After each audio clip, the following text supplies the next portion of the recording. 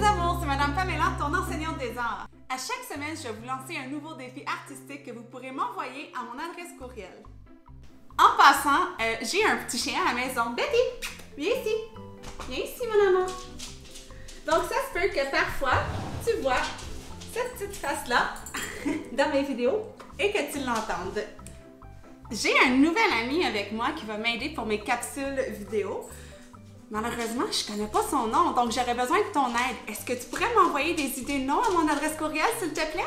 Le défi artistique de cette semaine est en lien avec la fête de Pâques, puisqu'elle s'en vient la fin de semaine prochaine. Nous allons décorer des œufs de Pâques. Donc, on va apprendre comment vider l'œuf de Pâques. Je vais vous démontrer comment faire une teinture pour tremper les œufs et ensuite les faire sécher pour pouvoir les décorer avec des crayons feutres ou même du carton ou toute autre chose que vous avez à la maison. La première étape est bien sûr de créer la teinture pour les œufs de Pâques. Fais attention, tu dois demander à tes parents parce que on doit utiliser du colorant à gâteau et oui, ça tâche. C'est pour cela que j'ai bien recouvert ma table et que je porte des vêtements que ça ne me dérange pas trop de tacher. Le colorant devrait être mis dans le bol d'eau par ton parent. Donc, la première chose est de mettre un peu de vinaigre dans l'eau. On a besoin d'une teaspoon ou une cuillère à thé de vinaigre pour 3/4 de tasse d'eau. Donc ici, moi, j'ai mis 2 fois 3/4 de tasse d'eau. Est-ce qu'il y en a qui savent combien ça fait ça, hein, si on ajoute 2 fois 3/4 de tasse d'eau? Oh, un petit défi mathématique avec notre défi d'art. Si vous connaissez la réponse, vous pourrez me l'envoyer. Ensuite, on met le colorant. On met environ 20 gouttes pour chaque 3/4 de tasse d'eau. Donc ici, puisque j'ai 2 fois 3/4 de tasse, je mets environ 40 gouttes. Et voilà. Il faut ensuite mélanger le tout. Donc doucement, avec une cuillère, tu vas mélanger la teinture et ta teinture est prête à recevoir tes œufs. La prochaine étape, c'est la meilleure étape en fait. Donc c'est celle-là qui est le plus amusant mais aussi le plus difficile. Donc c'est la partie vraiment défi du défi d'art de cette semaine. Donc, on sait qu'un œuf, hein, c'est fragile et pour pouvoir le décorer, mais on ne peut pas le casser comme si on s'en allait faire une omelette. Hein? Donc on va devoir faire un petit trou aux deux extrémités de notre œuf. Pour ça, on va utiliser une petite aiguille. Donc, tout le monde voit bien. On a bien sûr nettoyé l'œuf avant hein, parce que ça peut avoir des bactéries. Donc, c'est bien important de le nettoyer bien comme il faut et de le sécher. Ensuite, on prend notre aiguille et on le met sur le bout. Donc, encore une fois, demande à tes parents de t'aider pour cette étape-là. OK? Donc, on va entrer l'aiguille à une extrémité de l'œuf et on doit aller agrandir le trou, donc en tournant l'aiguille un petit peu ou en cassant les contours de ton trou. Ensuite, on va prendre l'aiguille puis on va l'insérer vraiment dans l'œuf. Puis on veut vraiment voir du jaune d'œuf qui sort sur notre aiguille. Ça veut dire qu'on est allé crever le jaune, puis ça va être beaucoup plus facile de faire sortir le tout par la suite. Là, on va rincer notre aiguille. S'assurer qu'il n'y a pas de jaune d'œuf ni de blanc d'œuf. Et on va aller faire un petit trou à l'autre bout.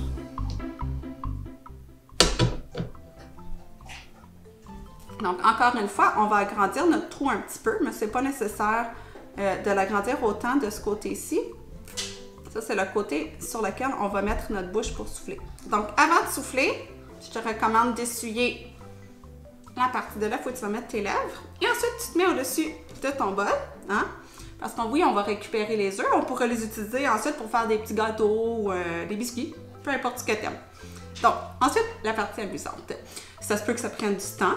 Hein? Donc, tu dois aller mettre tes lèvres sur l'œuf et tu souffles comme ça. Hein? Et tu vas voir, ça va bien sortir. Si tu as de la difficulté, tu peux brasser l'œuf un peu et recommencer. Et voilà, on est finalement arrivé à la fin. Donc, j'essuie bien mon œuf.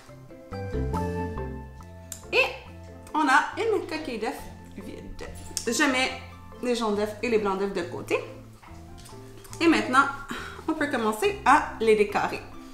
Donc, je voulais faire une petite technique avec vous. Celle-là, je la recommande peut-être pour mes amis 4, 5, 6.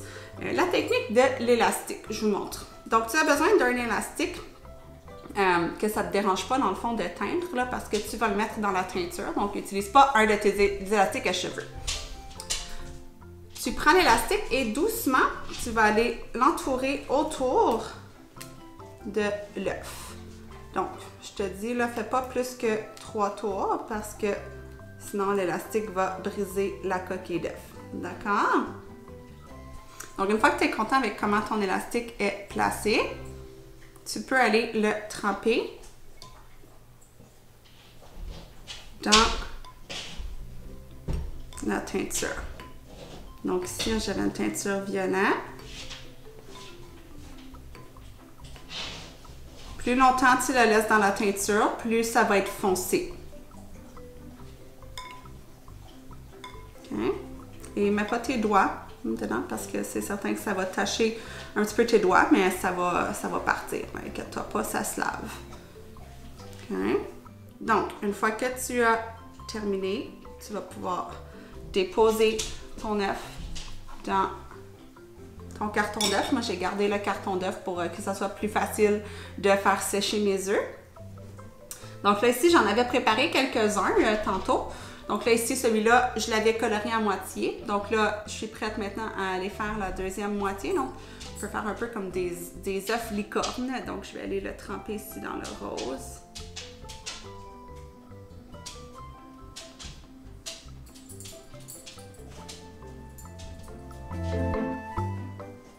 J'en avais fait un autre déjà avec la technique de l'élastique, puis je me suis amusée un petit peu à le décorer avec des crayons feutres par la suite. Donc voilà, c'était le défi de la semaine. J'en t'encourage à m'envoyer des photos des œufs que tu as créés avec les techniques de coloration que je t'ai montrées aujourd'hui. J'ai super hâte de voir toutes vos belles photos. Je vous souhaite une joyeuse Pâques et surtout mes cocos, ça va bien aller. Lâchez pas, je vous aime.